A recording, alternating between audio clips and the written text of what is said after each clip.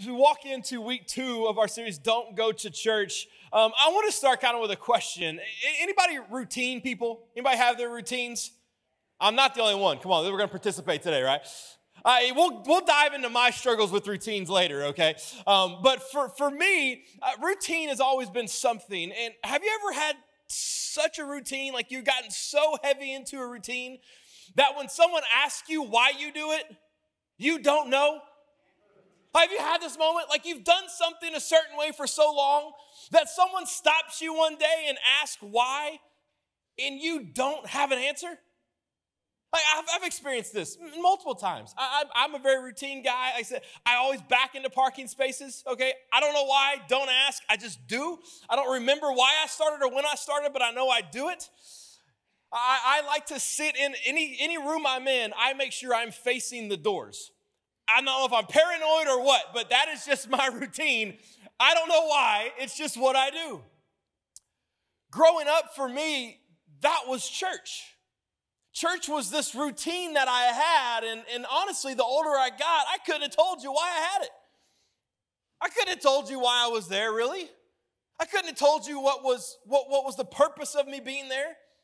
For us growing up in my house, church was just what we did.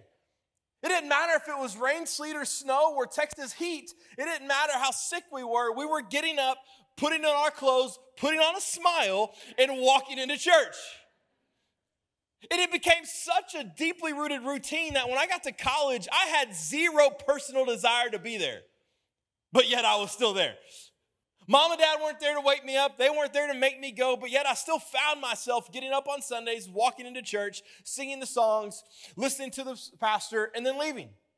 It was just routine. I think for so many of us, that's what church falls into at times, is it becomes this routine that honestly we don't even always know why we're doing it. It becomes something where every Sunday we get up, we put on our clothes, we force a smile on our face, we walk into a building, we listen to some bald guy yell at us, we sing some songs, we maybe put some money in a plate, and then we go home, check the box, have our week, and then do it all over again. And what I need you to understand this morning is if that's where you are with church, it's okay. It's okay to be where you are. It's okay to simply just go and check the box as a starting point. It's okay to start there, but don't stop there. You see, what I've had to learn through life is there's so much more than you expect when it comes to what church is. There's so much more behind it. There's so much more lined underneath it. Just going to church is a great place to start, but it's so much more than that. You see, the church isn't a place, it's a people. It's not where we go, it's who we are. It's not an institution, it's a movement of people who love God, love each other, and together want to make a difference in the world around us. The church is not a place we go, it's something we are. It's much more than it seems to a lot of people. And for some of you this morning, you're where I was. You're in that place of routine, not really sure exactly what else this entails or what else it needs to be. But if we can help get you to a place of seeing that like I did, it will change your life forever. There is more on the other side once you understand it. See, for those who follow Jesus, the call of what that actually meant became more after his death and resurrection. You have these 12 men called the disciples, and as they walked with Jesus through their life, they experienced and they saw and they helped do a lot of things. But then the day came that Jesus died, and they were left afraid and fearful, confused as to what to do next. And then something miraculous happened, and he came back, walking out of the tomb, flesh and blood, not of spirit, but as a human once again, living with them for 40 more days. Teaching them, talking to them, walking with them, preparing them. Because what happened next would require much more than it ever had before. See, before Jesus ascended back to heaven, that's the awesome thing about him. He didn't die and stay in the grave. He literally just kind of vanished back into the heavens. And before he did so, he left them with a call. It's a call that I think kind of created the mission of the church today. It's what we know as the Great Commission. It's in Matthew 28. And before Jesus ascends back to heaven, one of the last conversations he has with his disciples, he says this. He says, I have been given all authority in heaven and on earth. Therefore, go. Make disciples of all the nations, baptizing them in the name of the Father, the Son, and the Holy Spirit. Teach them the commandments I've given you, and be sure of this. It's my favorite part. He says, and be sure of this, I will be with you. Go, continue the message, continue pushing it forward. I will still be with you. It's an incredible promise that we hold on to. It's a call that was bigger than they were. A call that has carried from generation to generation into us today. A call to be the church. A call to be a group of people who love God, love people, and want to see a difference in the world around them.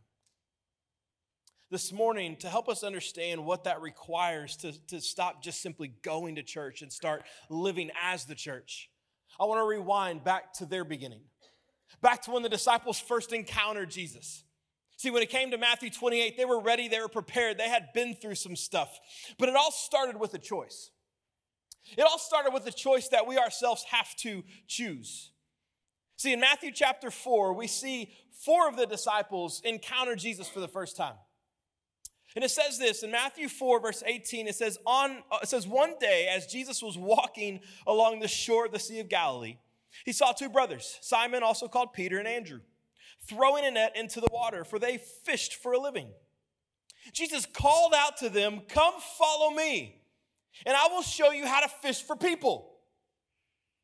It's a little weird at first.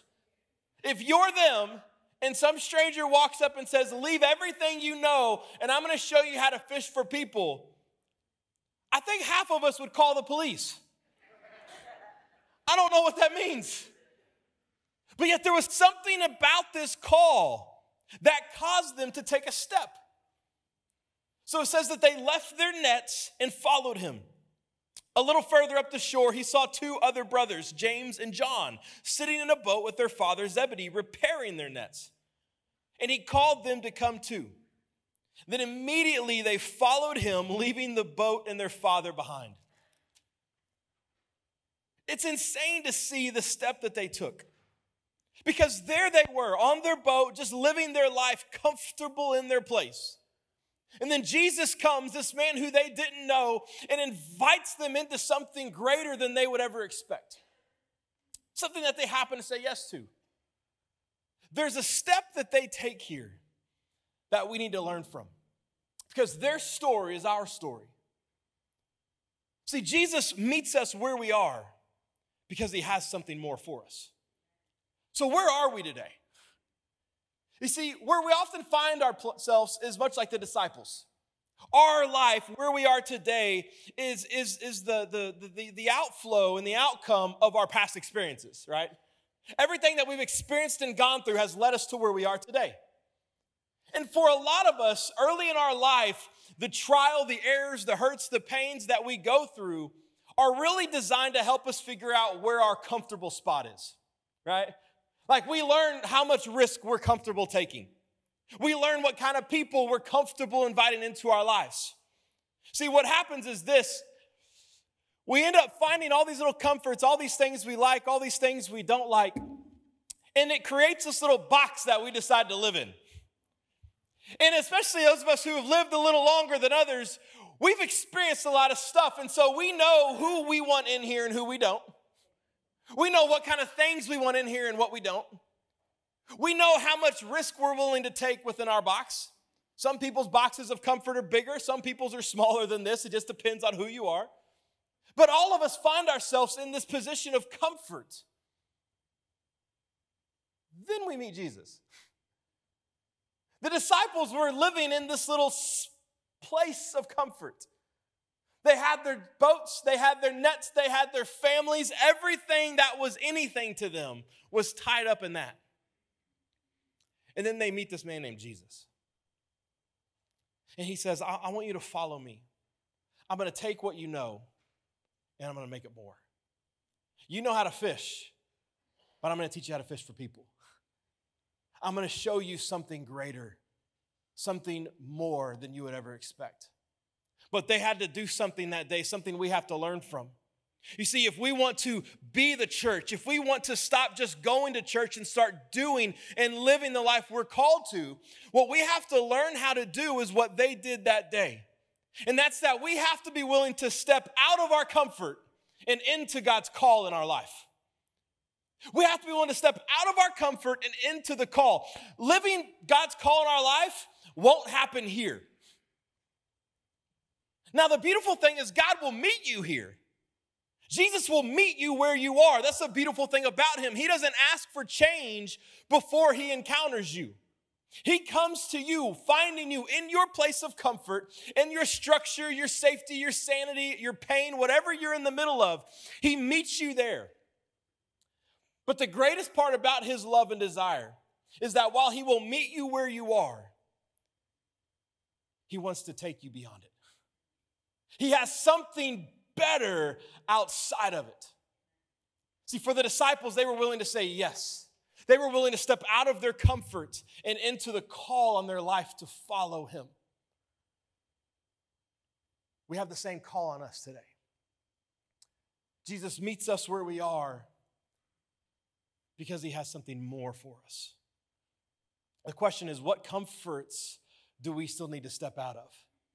You see, if we're going to be the church, if we're going to live that call in our life, we have to choose to step out of some things this morning. I think in the call of the disciples, there's 3 comforts that we really see them step out of. 3 things that I've struggled with. And the first is this. They had to learn how to step out of the comfort of their routine. They had to step out of the comfort of their routine. Again, we asked this earlier, routine people. See, now some people are like, I don't know if I want to raise my hand now, right? It's okay, that's me all day long. You can ask my wife. To a fault, I am a routine guy.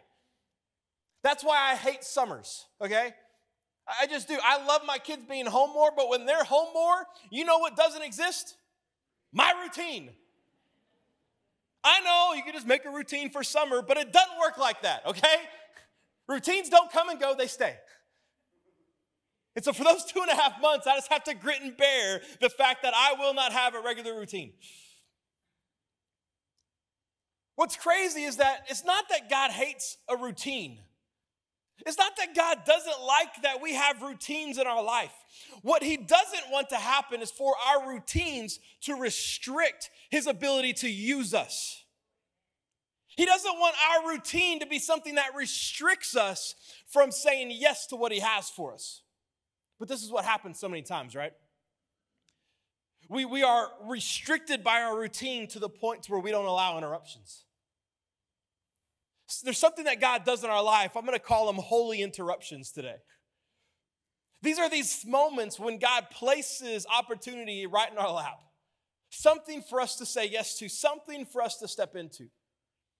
The question is, do your routines restrict you from saying yes in that moment?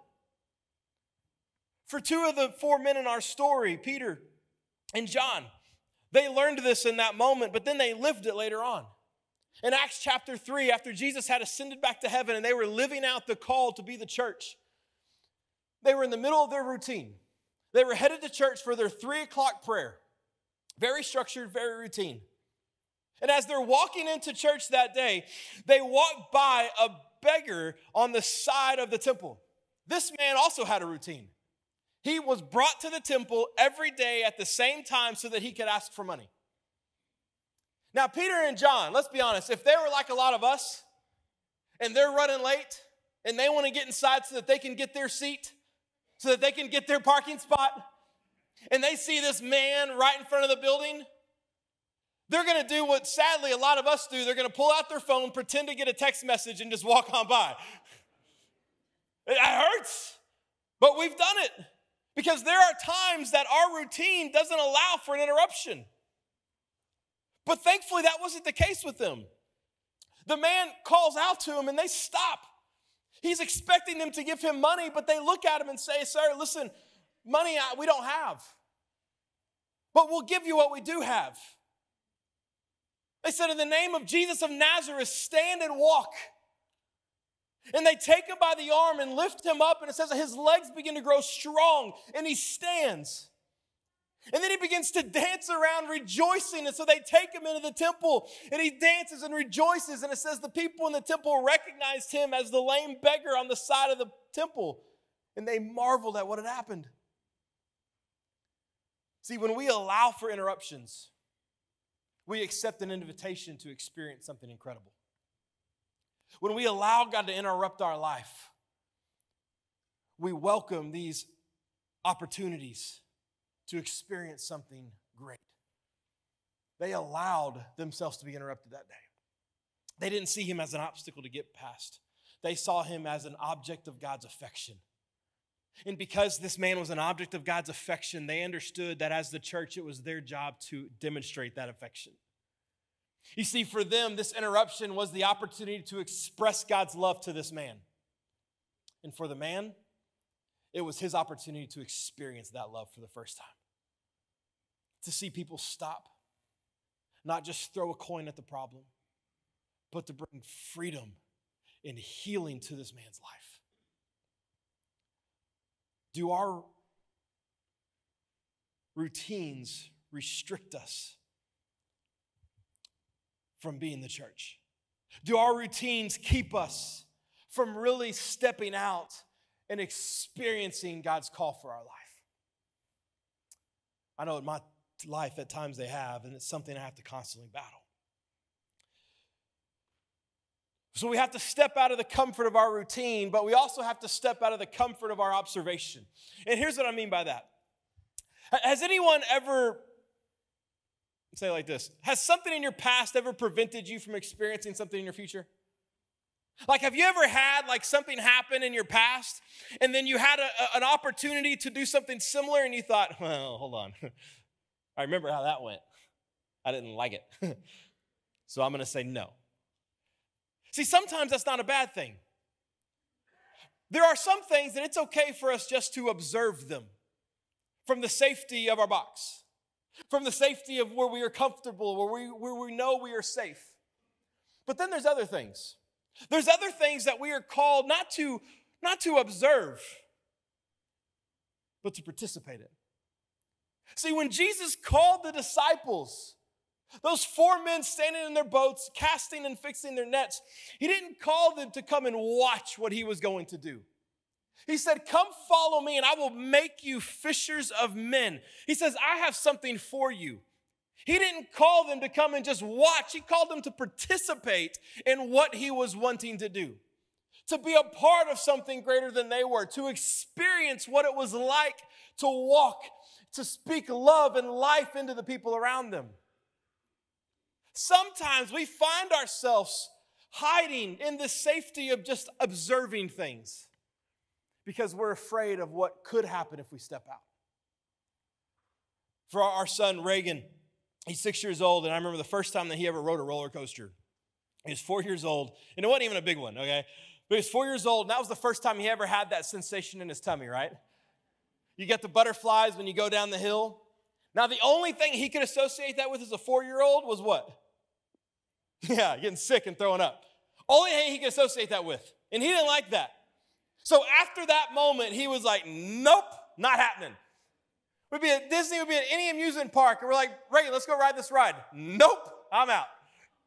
And so Christina or I would have to sit back with him, and he would just watch us ride it. And we would come off laughing and having fun. And you could see in his face, he felt like he was maybe missing something. But the fear of what he had experienced before, the fear of maybe experiencing it again, caused him to step back and observe. And then finally, we got him on a roller coaster. We have a picture of it. If you can see his sweet little face. It's like, you can see the veins popping out as he's like white knuckling. It was a moment of terror, okay, but it became something terrific. He loves it now, and now every time we go, he's like, can we ride the ride? Can we ride the ride? And he's like, no hands, up in the air, having fun now. What's crazy is what he had to learn was that the fear of what could happen wasn't worth the promise of what could happen. He was so afraid of the possibility of getting sick that he was willing to miss out on the enjoyment of if it didn't happen. See, too often the fear that we've experienced in the past, The pain that we've experienced in the past, the fear of that happening again, prevents us from experiencing the promise of God's victory today. What happens is God says, hey, I want you out of the box. I want you over here. I want you to help with this. I want you to lead a small group. I want you to give. I want you to serve kids. I want you to go serve the homeless. And what you're thinking is, I've done that. Didn't work out well. I'm good. I'll just watch. I'll be your number one fan. I'll root you on from here, but I'll watch.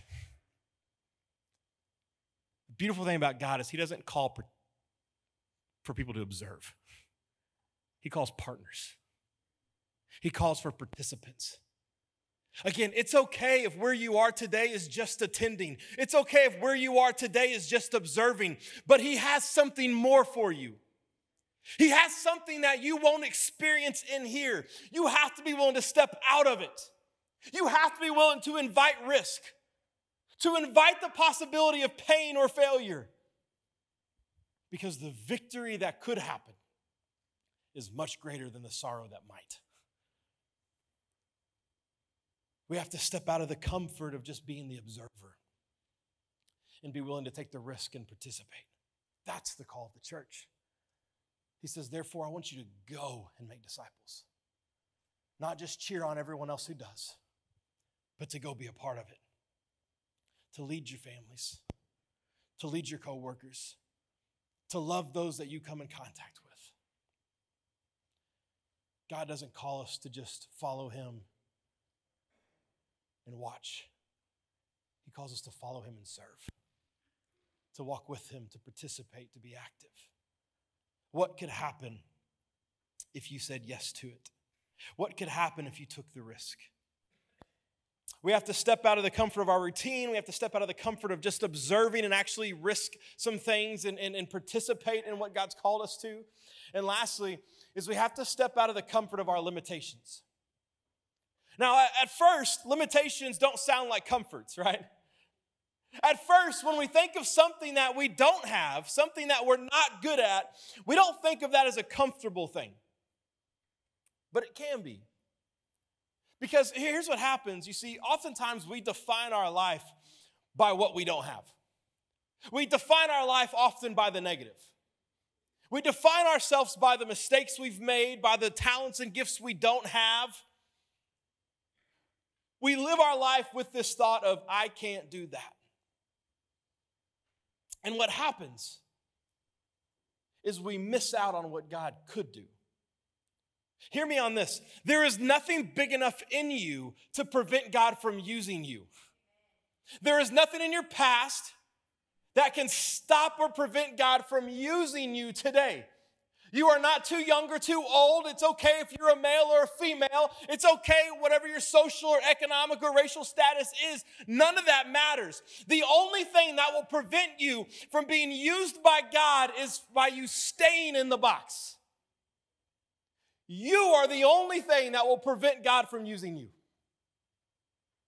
if you're not willing to take the step. If you choose to sit and stay comfortable and safe. That's the only thing. You see, God doesn't call you because you're gifted. He gifts you when he calls you. He doesn't love you because you're perfect. He loves you because he forgives you. It's not about who you are. It's about who he can make you to be. He didn't call the disciples because they were perfect. He didn't walk by them and say, that's my A-team. That's my Jordan, my Bird, my Magic. There they are. Come on, fellas. No. He saw some uneducated blue-collar fishermen and said, I'm going to use you. Come on. Don't worry about it. I'll make you. I'll show you. I'll lead you. Just take the step. Just take the step. Take the risk. Our limitations can become things we hide behind if we're not careful. They became things that I hid behind. I had tried the church thing. I had tried to step out and to do this. And in my mind, I failed. And so at age 21, I had found this woman that I was crazy in love with. And so I knew I had to lock her in while she was crazy enough to say yes to me. And so I had proposed, and we had a plan. We had a plan, and I liked our plan. Why? Because I made our plan. Right? We created it. We chose it. We knew it was safe. Our plan was properly constructed for us to safely live in it. But then I met Jesus again. Then my life got to that point to where I realized that something was missing. Just checking the box wasn't enough. And God began to take my comfortable, safe box and make me very uncomfortable. Because you see, the reality is I had felt God stir my heart when I was a sophomore in high school and when I was a sophomore in college. And both times, I said yes at first, but then I retreated back because of doubt and fear. But finally, one day when I was 21, I came to the end of myself and realized even this isn't comfortable. Even this doesn't feel like enough. And I've built this. I've controlled this. I know what this is about. And as I met with God for the first time in a long time, and he's calling me into something, I thought it was crazy because everything he called me into was either a limitation, a fear, or a failure I had already experienced. Everything he was calling me into was either a gifting I didn't have or a fear I did. But I came to a point where I was at the end of myself. I had been in this box long enough. I had seen what it had to offer, and I didn't feel fulfilled. I didn't feel like I was where I should be. I was safe, I was controlled, it was secure, but it wasn't right. And so with every ounce of hesitation I had, I said yes. And I stepped into every talent I didn't have, into every fear I did have, and began to pursue what God called me to pursue. Today, I still face those fears sometimes. I still don't have all the talents and giftings. I still have some of the fears. But you know what, more importantly, I do have? I have the victories that keep me going.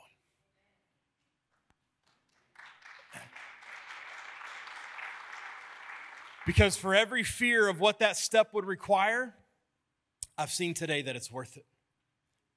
When I saw both of my kids say yes to Jesus on their own, I realized that step was worth it.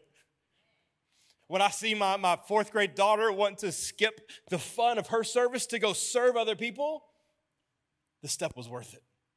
When I get to see marriages restored when they were so far gone, it was like a daytime soap opera. And I see those couples now still together and now leading other couples, the step was worth it.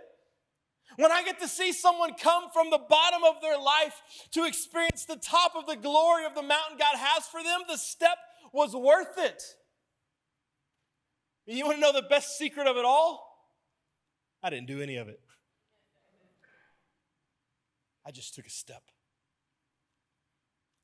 I was just crazy enough to say yes, not knowing for sure what God would do. The disciples received the shortest sales pitch in history. They had no idea to what extent God would do incredible things through them. But they said yes. They said yes, and they went. They took a step.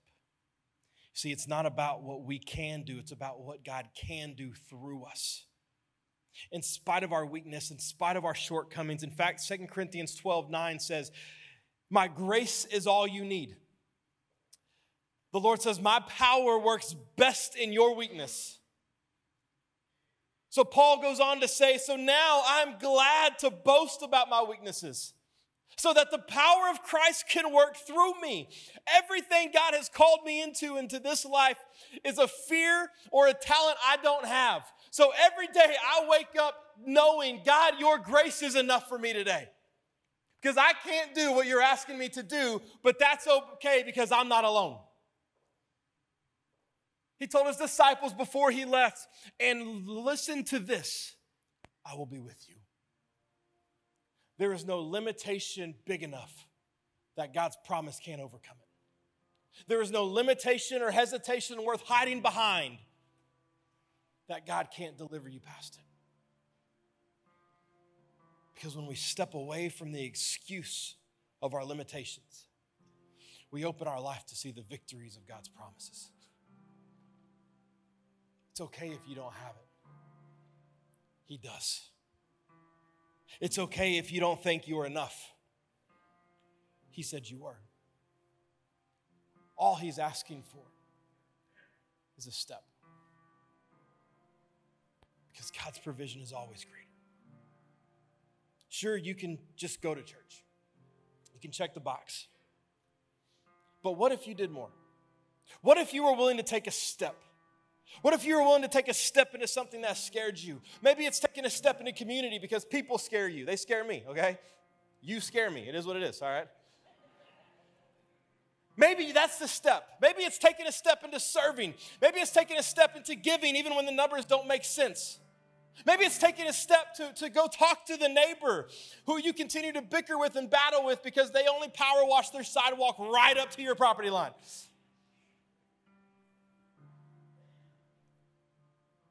Maybe it's just a step today.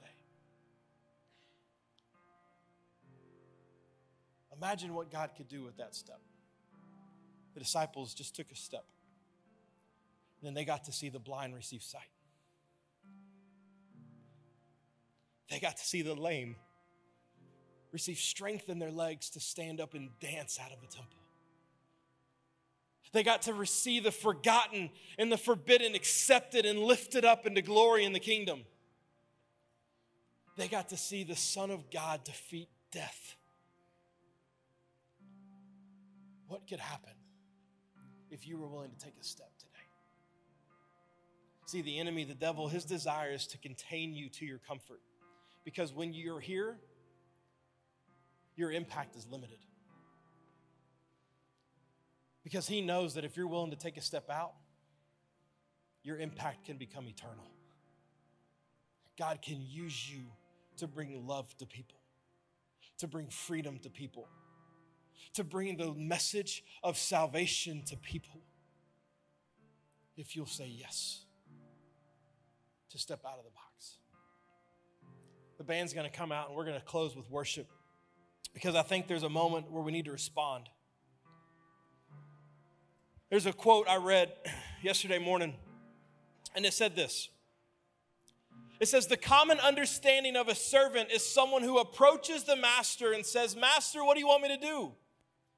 And the master tells him, and the servant goes off and does it. But that's not the biblical picture of a servant. Being God's servant is quite different. While an ordinary servant labors for his master, God works through his servant. That's the difference for us. God doesn't call us to just go do his deeds. He calls us to walk with him so that he can work through us. So the power and the authority of God can go through us to reach the lost and the broken, to reach those who need to know that someone's on their side, that someone loves them, that someone stands with them.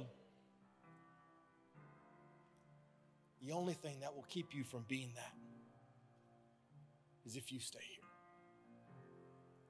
Today, what's your net? I love it says the disciples left their nets immediately and followed him. What's your net? What's the comfort? What's the fear? What's the hesitation? What's the thing that you need to step away from today? And what's the thing you need to step into? What's the opportunity? What's the promise? What's the calling that God is calling you into today? That's for you to wrestle with. And we're going to stand at this time and we're going to worship. And I want you to wrestle with that. Don't leave. Lunch will be waiting. Wrestle with it. Know what that step is today for you. Know what that net is for you today. Because whatever you think you're going to give up, what you will gain is far greater. Father, thank you for your love. Thank you for your grace. Thank you for your calling, for your gifting in our life. Thank you for meeting us where we are, but loving us enough not to leave us there, but calling us to go with you into this incredible journey where we can make an impact that outlasts our life, but that stands for eternity. Lord, we love you. Meet us today where we are and show us where you're calling us to be. Hey guys, thank you so much for joining us today. And if our ministry has been a source of encouragement for you, let me encourage you to do two things. Number one, share it with a friend who needs hope. That would make a big difference in their life. Secondly, share it with us. We would love to hear your story. You can send us an email at amen@bridgechurchfl.com. And finally, if you'd like to partner with us financially as we bring hope both locally and around the world, you can do that directly through our website, bridgechurchfl.com/give. And thank you for letting us be a part of your spiritual journey.